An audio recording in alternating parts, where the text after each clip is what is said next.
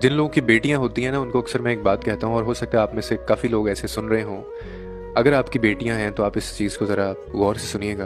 मैंने ये कहीं पे पढ़ा था, और मैं बेटियों वालों को अक्सर ये बात कहता भी होता हूँ कि जो बेटियां होती हैं ना, आप इनके शोर से, इनकी शरारतों से, अगर ये खेल रही होती हैं ना घर में, या कूद रही होती हैं, हंस रही होती हैं, तो आप इनको मना मत किया करें। आप इन पे गुस्सा मत हुआ करें, इनको खेलने कूदने दिया करें।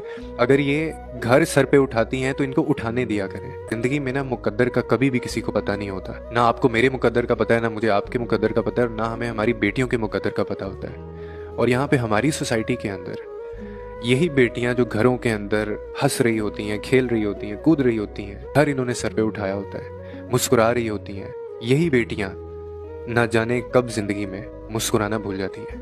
You never know. आपको ये आइडिया नहीं है। इसलिए इनके मुकद्दर की दुआ मांगा करें, और ये जितना हंसना चाहती हैं इनको हंसने दिया करें, इनको खेलने दिया करें।